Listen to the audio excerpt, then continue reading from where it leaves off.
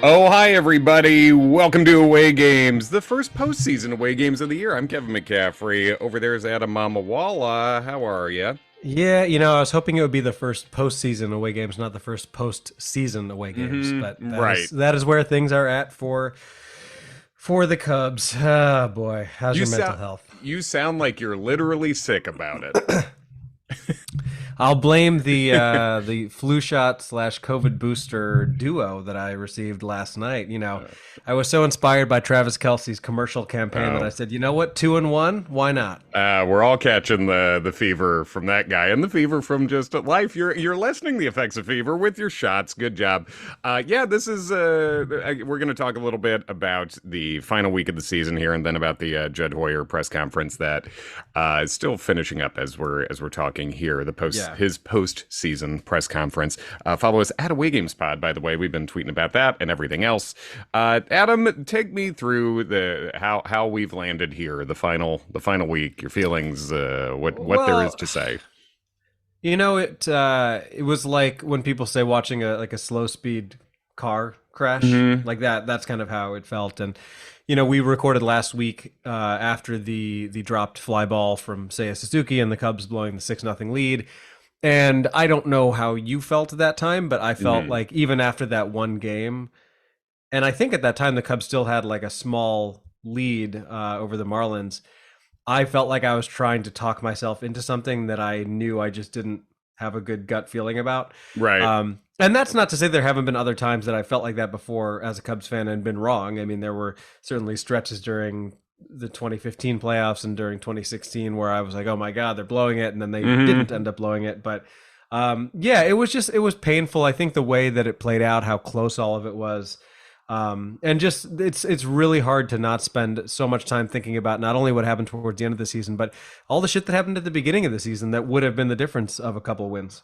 Yeah, and in Jed Hoyer's end of season press conference, he did say that the he was telling people that the end of season felt like it did in May in that way, where it just seemed like nothing could go right. And in that sense, I was thinking about it. I think as I was listening to the On to Waveland podcast as they were doing what we're doing, I was like, this team sort of gave us the Cubs of our youth back, because I did not. Yeah. I had not been that kind of Cubs vibe in a while, where I just thought like, well, it's going to go bad. And that used to be such a central part of, our expectations. Right. And as Cubs fans was looking at things and seeing, yes, I know objectively they have an advantage. Objectively, they should be able to make the playoffs here. As I said on this thing weeks ago, they should be in the playoffs. It would be an utter collapse if they weren't. I didn't expect the collapse.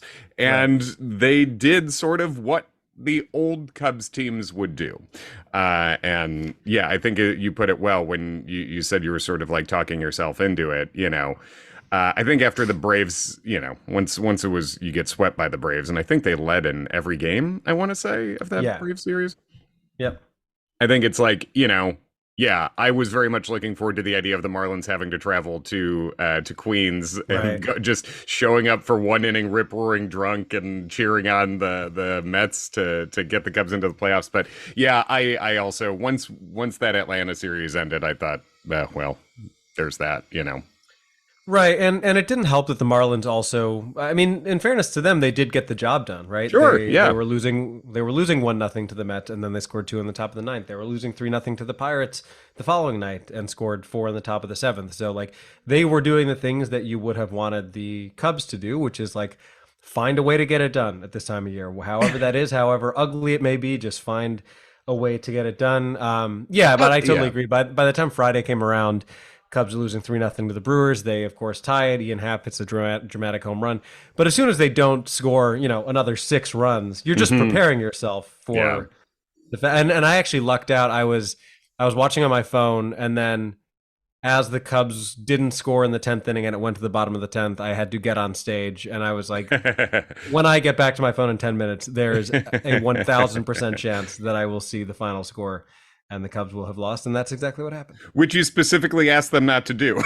I believe at the Yes. at Away Games Twitter, I think you said just like, please don't get walked off. Just like Right. don't get walked off, and they refused. They refused to do that. So. Well, and the thing about it is like it's not. I'm not saying that all of this would have been easier if the Cubs lost, 15 of their last 20 games, and they Hmm. lost most of them 12-2. Hmm. But the fact that they all seem to be so close, it inevitably leads to those discussions and those thoughts of like, God, if this one thing goes differently.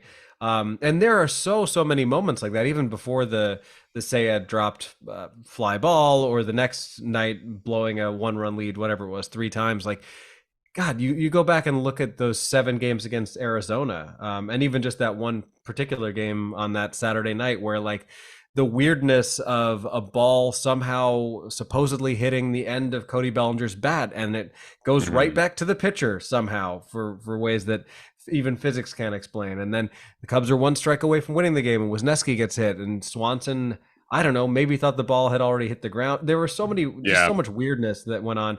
And one thing that I've heard a number of Cubs podcasts talk about, and I think Jed Hoyer maybe addressed a little bit, is like when you design a team that has to be perfect in so many ways, where you have to like win by along the margins, right? You just have to be Hmm. better enough in those ways that the confluence of all those things allows you to win 85 or 90 games. You're just not really setting yourself up for success. And I think there's been a lot of talk about injuries that have happened, and the bullpen getting worn out in the end of the year, and all of that is true. But like, I'm sorry, respectfully, if you are a Brandon Hughes injury away Hmm. from your Yeah. season being ruined, you were not set up to succeed in the first place. No, in the I believe the guys who threw the second and third most innings for this team were Drew Smiley and Jamison Tyone, who I think Yeah. had ERAs of 5 and 4.84 respectively. And I mean Right. that's yeah, you never built this team to win. And this is dipping into a little bit of the Hoyer press conference that I guess is still technically going on. But Sahadev, I think, asked a really good question. Sahadev asked, coming into this year, you said when you were recruiting guys like Dansby Swanson, you weren't telling them this is a 100 win team, right? And he asked Right. Hoyer, how important is it to be able to tell free agents, especially in this class where Shohei's out there, and then maybe you're talking into a trade and extend for a Pete Alonso there's been rumors about, or Juan Soto, even someone of that level. Sadev was like, how important is it to get to a point where you can say you are a World Series contender like next year? And Hoyer basically had a terrible answer, I thought. He said, he Agreed. said you can't do it. Well, yeah, when we were playing across from Atlanta, you look over and know that's the standard. That part of the answer is fine. That's correct. But then he said, you can't do that in one off season. Well, god dang, it's too bad Jed Hoyer just got here, isn't it? One off season? You've been here for many off seasons, and you've been in Right. charge, the number one man in charge for several. So that is not an acceptable answer or perspective going forward. You understand he's not going to negotiate in public here, but even that sort of language and him talking about how aggressive Crane and Tom Ricketts were with the payroll this year. I don't know, man. That's not the standard when you're leaving yourself a Brandon Hughes injury short, as you say, when you're leaving yourselves on the margins that short, and you were the 15th best out of 30 teams this year when all was said and done by record. And the record that matters, by the way. How dare the Marlins get in with such a bad run differential? I understand that's so offensive to the fairness of the world and the Cubs' magical run differential of being third Yeah. best in the National League.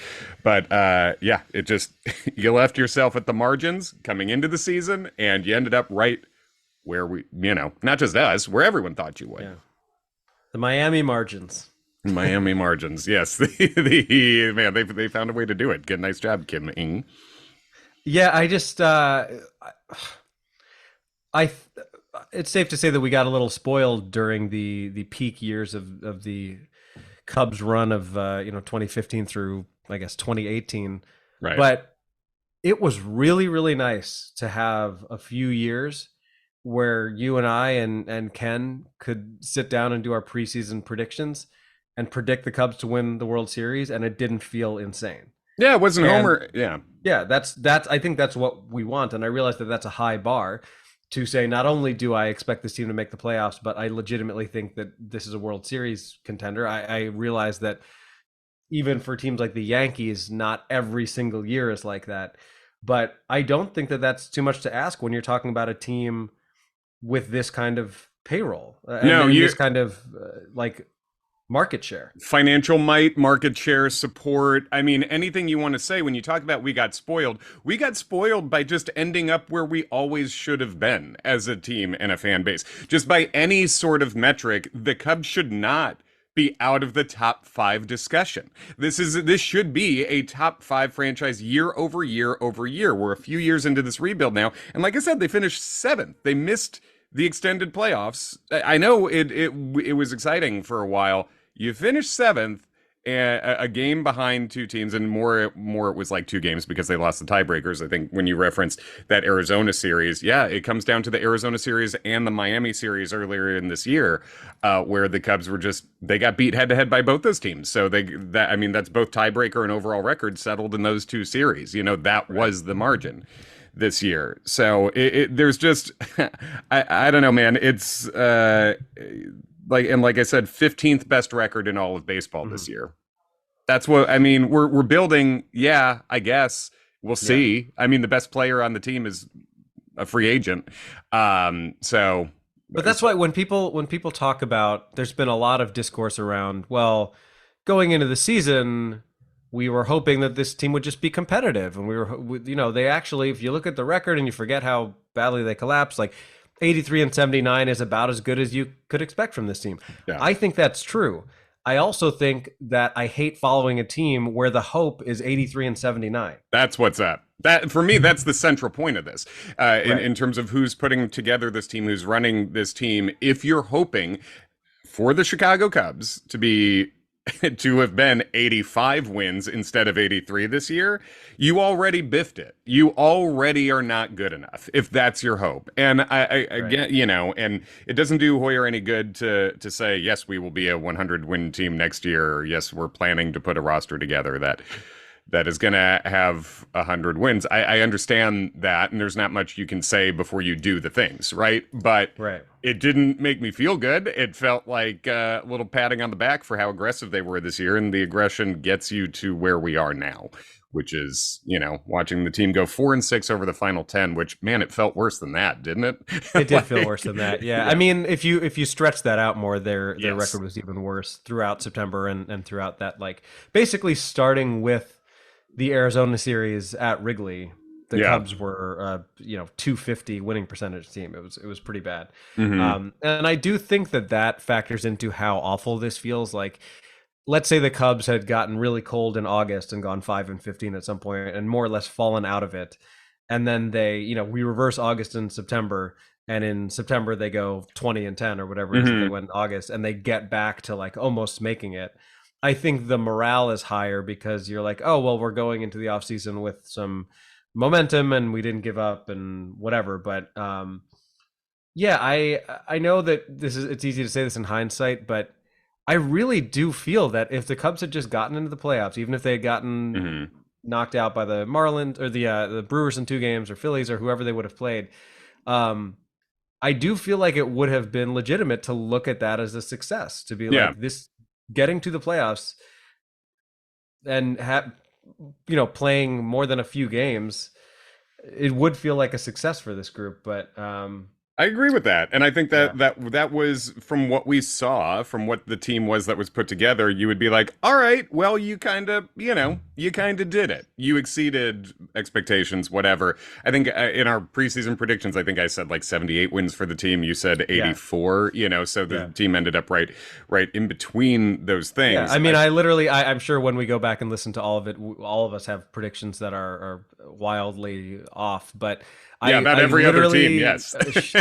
For me, yeah. But my take on it ended up being pretty much exactly right, which was that my guess was 84 and 78. I said I think they'll be just good enough to stay competitive, but not good enough to get a wild card spot. And unfortunately, that's how it played out.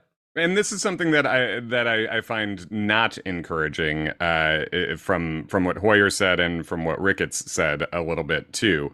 Hoyer saying, when Sadev was like, okay, you said you weren't pitching free agents last year on a 100-win team. What can, basically, are we going to pitch them on better than that this year? How important is it to get there?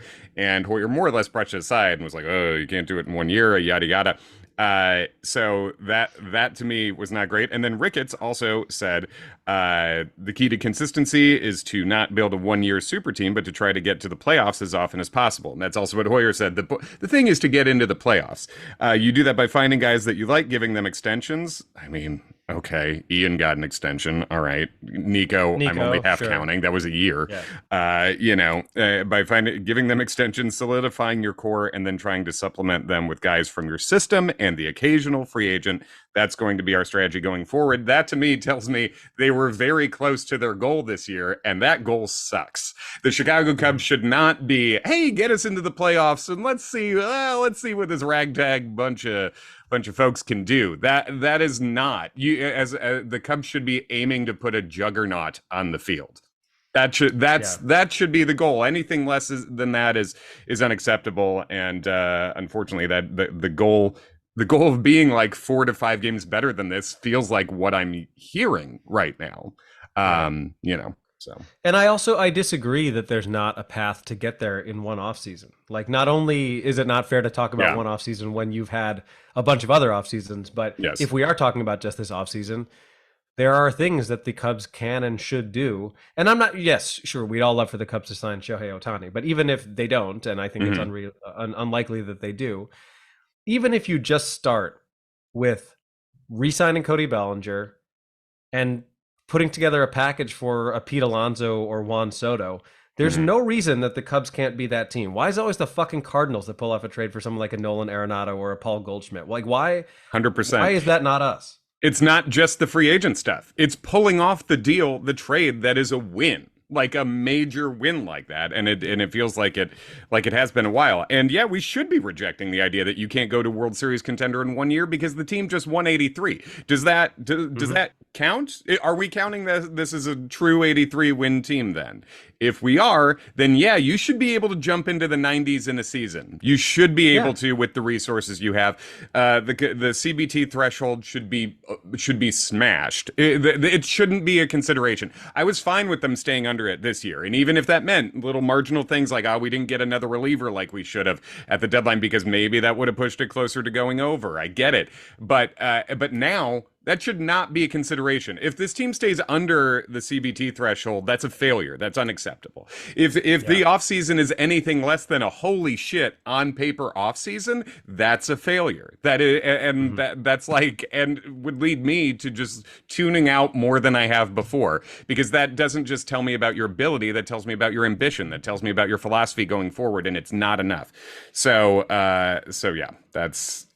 Well, and also we didn't hear the full press conference. We heard the first 45 minutes of it, but like I would have loved to have heard anyone there ask Jed about the number of at-bats that people like Trey Mancini and Eric Hosmer and Luis fucking Torrens got this year, because either Jed has influence or he doesn't have influence. And as far as I'm concerned, I do believe Jed is the person who chooses to DFA people or not. Yeah. So that killed us as well. Like the wins all count the same. And we heard so much at the beginning, like, don't worry about signing Eric Hosmer because there's no risk because of the salary.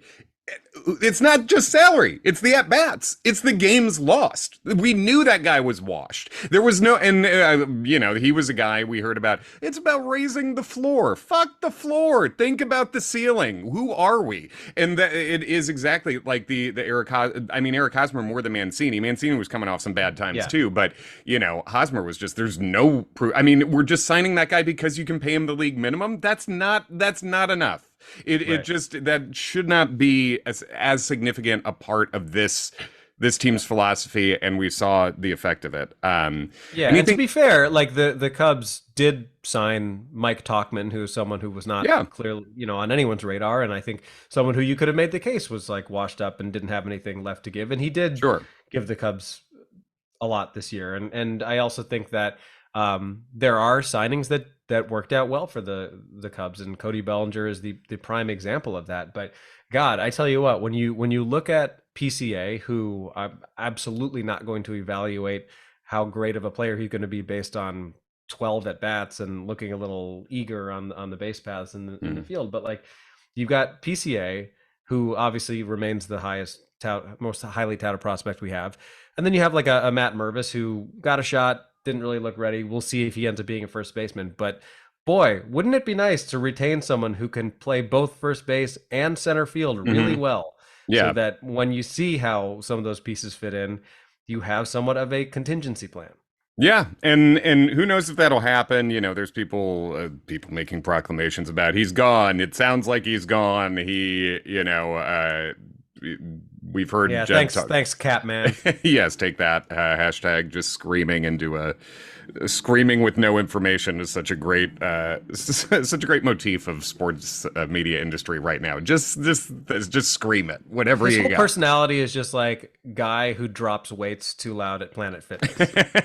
Yes, yeah, he's dropping them right on the microphone for us too. So, Yeah. yeah, but Cody's right there, and again, a team with Cody Bellinger was not good enough. And if we're talking about winning a championship, this team was not near good enough with Cody Yeah. Bellinger. So, Yeah. yeah. And anything else from the last week before we do some bullet pointing of the of what Hoyer was just saying?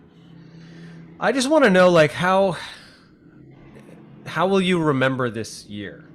I know we don't have a lot of distance from it yet, but like, do you think in the future, when you think back on 2023, like, what will you think of?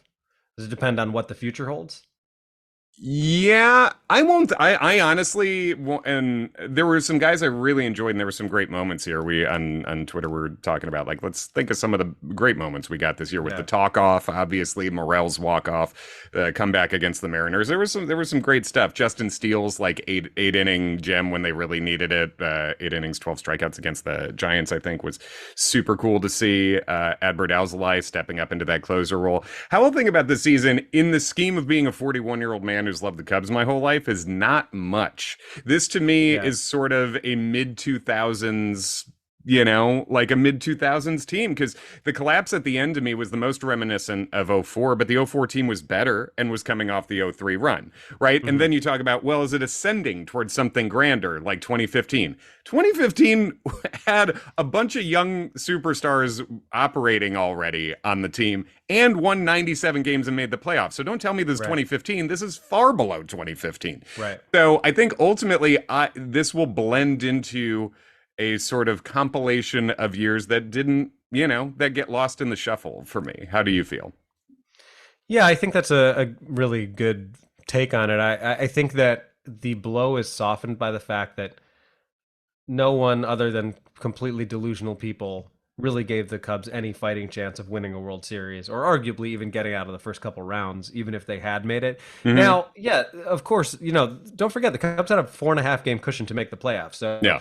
if they play decent baseball and they go into the final weekend against Milwaukee having already clinched or being in a better position, or they're able to, work their way up to the top wild card seed, yeah, like I could see them if they lined up their pitching properly and were actually rested and not sprinting to the finish, Hmm.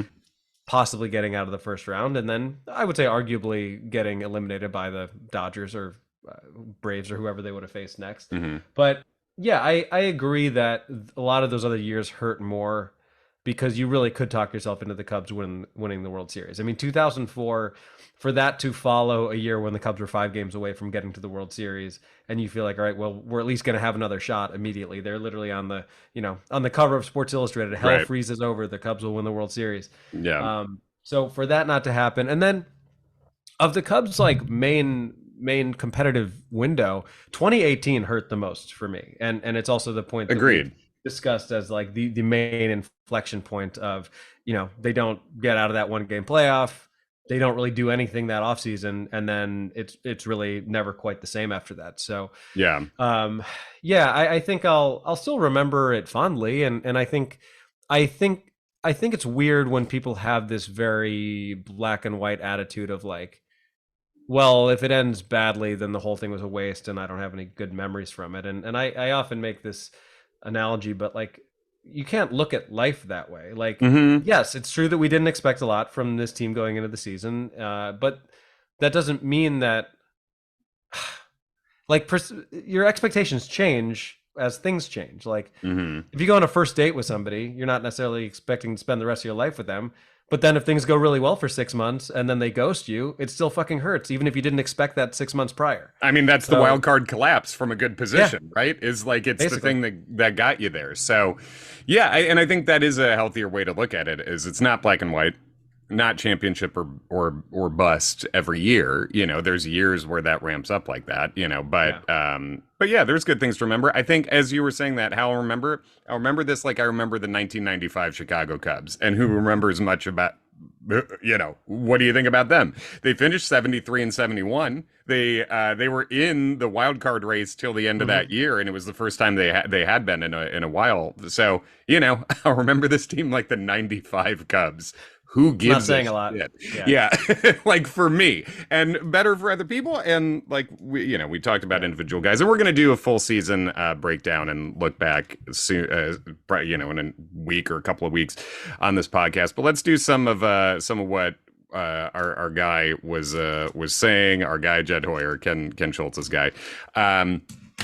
He opened up by saying externally they were not expected to be a playoff team. Internally they were, and so that was his sort of way of saying that it was a you know that they are disappointed right now and don't count Hmm. it as a success. Which Ricketts also said. Ricketts said he didn't want to get in the habit of counting seasons like this as a success. Great, but are you going to spend enough money over? Are you going to go? Are you going to pretend you're as big a market team as the San Diego Padres anytime soon? TBD. Yeah. I think one thing to say, Hoyer, David Ross isn't going anywhere. We got a lot of people online fire Ross, calling him a bald dummy, whatever. And The Dave and okay, Buster's, dumb and yeah. bald. Yes, exactly. He's not going anywhere. The Hoyer was very pleased with him, and you know they seem to be happy with him. So you can complain about him, but also, you know, I don't know. Point. He's going to be here. So Right. the one thing I did want to say that I felt good about was them talking about Hendricks. He got a question about Hendricks, Yeah. and he said Hoyer said his season was exceptional, given he didn't have a great sense what we'd get out of him, and said not going to negotiate anything with you guys right now, but we'd like to keep him as a Cub for this year and beyond. And just even the word negotiate in there when Yeah. I mean that lends you to because basically they can pick up his option or not, but negotiate lets you think, okay, maybe they're thinking about keeping him for a few years, lowering that AAV number that counts against the effective salary cap. Yeah. I think that's great. Because what would he get next year? I think it's 16. I think it's 1 year 16. So I don't know if this is a thing where you work out like, you know, a 2 year for 22, 2 year for 24 Right. million kind of thing. I don't know, but at the end of the day, Kyle Hendricks was the Cubs' second best starting pitcher this year, and it's weird to think about because he missed so much of the early year. But I know we want to get more swing and miss in there, but he was the second best pitcher on this team this year. Yeah. And it would be lovely if he's still there, but not expected to be the second best pitcher on the team. Exactly. Yeah, I think that that's very true. And then I'm trying to think of the highlight stuff. The other thing I noted was Hoyer saying we saw so many pitchers come up that we developed had really strong years, and to me that's an incomplete grade because good Steele, Assad, Alzolay, those are great. Little never gave up a run, but somehow couldn't get in a game at the end when no one, you know, when we really needed bullpen arms. I think Wicks coming up with a 4.41 ERA. It's his first appearance. We can count that as good. Palencia mixed, and then Hayden Wesneski regressed. Keegan Thompson disappeared. Where did Jeremiah Estrada go? Caleb Right. Killian, Michael Rucker. I think like we hear so much. There's some people who are huge pitching infrastructure supporters who I think are giving this crew too much credit for just kind of middle of the road results. Like getting some wins, yeah, but there's a lot of weird misses in here too. You get success with Merriweather, who they picked up, you know, off waivers, but you know, Smiley and Tyone were not good. Tyone had the worst year of his career. You also have to attribute that a little bit to the pitching Right. process here. So Yeah. that was something I noted as well. Real quick before we go, give me your wild card round predictions. Oh, geez. Name the teams, name the matchups. All right. So first game today, all four games or all four series start today. We've got the Rangers at the Rays for 3 games. Who you got? I think I think the Rays are going to win. I'd really like to see Yeah. the Rangers win. I prefer how the Rangers do business from a pro labor standpoint, Sure. but yeah, I think I would predict the Rays in that one. How about you? I would like a lot of these are just emotional picks, but I'm going to pick the Rangers because I want that to happen, and that franchise has been through enough. So I hope. Honestly, as the Mariners were seemingly about to win four straight and come back, I was like, God, the Rangers fans can't go through this again. Yeah, would have been nice if they both could have gotten in at the expense of the Astros, but yeah, too Oh bad yeah. there. Blue Then we have Jays the Blue Twins. Jays Twins. Yeah, I have the Twins have not Twins. won. Yeah, the Twins have not. I think they've lost something impossible, like 18 straight playoff games or something like that. It's absurd. Yeah. I have Twins. I put a small bet on the Twins to win the American League. I think Oh, they get a ton of strikeouts. They hit a yeah. bunch of homers. The back end of that bullpen is really nasty. I think the Twins are like a sneaky dark horse. Watch them completely get swept once again because that's what they do. I'm gonna pick the Blue Jays, but I'm gonna say Blue Jays in three, and that the Twins finally at least win a game. I would let's at least do that. Yeah. Then we have the D-backs and the Brewers. I have the Brewers. I'd love to see the D-backs knock them off, but I think the Brewers probably win that series. They got Although those three Woodruff pitchers. is injured. Yeah, that's true. Woodruff might be gone for the whole Yeah. playoffs. I was going to say Yeah. they just have Burns, Peralta, and someone else, I guess. But Right. I think that'll be enough. Even if one of those guys gets upset, the toss up in Yeah. the third game, I also have the Brewers. And then I definitely have the Phillies over the Marlins, but it is the Marlins, so watch them pull off some stupid magic. And this is their best chance, a best two of three. Like, That's when they could do it. Yeah. right. Go Phillies! Absolutely eject those worthless Marlins out of out of the playoffs, out of the league, ideally. And yeah, that's and we'll be back talking more playoffs and Cubs developments as they go. But that's wanted to get a quick episode out for you today with all the. Indeed. But yeah, follow us at Away Games Pod. Adam, anything to plug on the way out of here? Nah, you folks know what I'm saying. Don't drop those weights. Take that.